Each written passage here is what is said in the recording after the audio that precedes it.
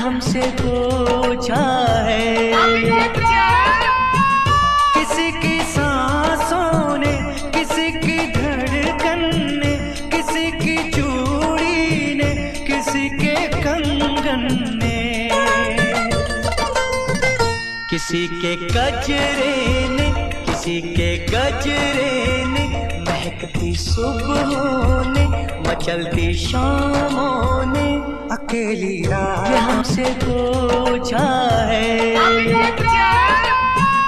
किसी की सांसों ने, किसी की धड़कन ने, किसी की चूड़ी ने, किसी के कंगन ने,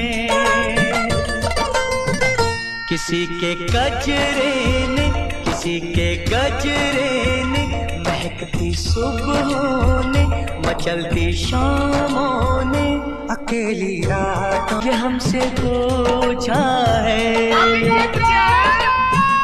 किसी की सांसों ने, किसी की धड़कन ने, किसी की चूड़ी ने, किसी তাৰ এটা কাৰ্যসূচী হিচাপে আমি যেহেতু কেৱল আমি শিক্ষা দীক্ষাৰে শিক্ষিত হ'লেই নহ'ব, আমাৰ সমাজখনৰ প্ৰতি এটা আমাৰ দায়বদ্ধতা আছে, হয়নে নহয়?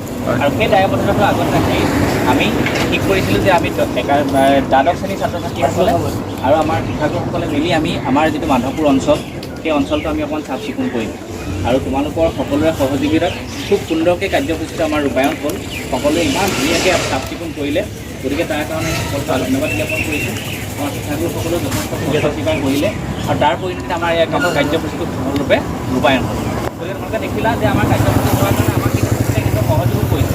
আমি সেইখিনিতে চাফা কৰি যেতিয়া পানী পিয়ালে যেতিয়া মহেলতা খোৱাৰ লগে লগে তেওঁ পানী কেন এটা আমাক আগবঢ়াই দিছে আৰু এয়া হ'ল আমাৰ প্ৰফুল্ল শইকীয়া, আমাৰ প্ৰাক্তন GS, বৰ্তমান ঠেঙাল কছাৰী ছাত্ৰ সন্থাৰ লগত তেখেত জড়িত আৰু তেখেতেও আমাক 1000 টকা এটা আগবঢ়াইছে তোমালোকৰ কিবা এটা কাৰণে খোৱা বোৱাৰ কাৰণে। বাকী আমাৰ শিক্ষাগুৰুসকলেও আগবঢ়াইছে। সকলোৱে মিলি আজি আমি এতিয়া কিবা এটা পাতলীয়া আহাৰ এটা কৰিম। গতিকে সেইকাৰণে আজি এই কাৰ্যসূচীটো সফলভাৱে ৰূপায়ণ কৰাত সকলোৱে যিটো অৰিহণা যোগালে, গতিকে সকলোকে ধন্যবাদ জ্ঞাপন কৰিছোঁ। আৰু এইখিনি প্ৰফুল্ল শইকীয়াক মই খুব চমুকে মই এইফালে গুচি আহিলোঁ ৰ'দ বুলি।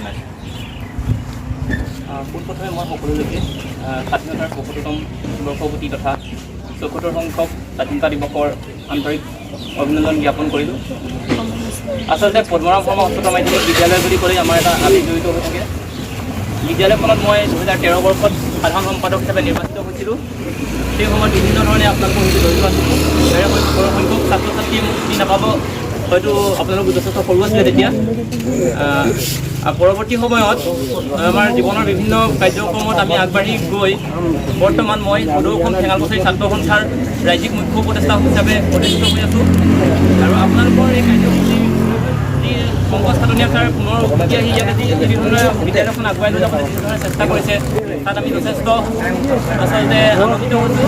আৰু আপোনালোকক দেখি মই আপোনালোকক অকণমান উৎসাহ দিবৰ বাবে আপোনালোকক অকণমান সংগী হ'বলৈ আহিলোঁ। আৰু ইয়াৰ পাছতে সন্মানীয় পংকজ খাটনীয়া ছাৰ, লগতে বিদ্যালয়লৈ নতুনকৈ অহা শিক্ষাগুৰুসকল, মই ইয়াৰে এজনৰো মুখখন ভালদৰে চিনি নাপাওঁ, হয়তো সকলোৱে নতুনকৈ আহিছে, তেওঁলোকৰো আন্তৰিক শ্ৰদ্ধা জ্ঞাপন কৰিলোঁ।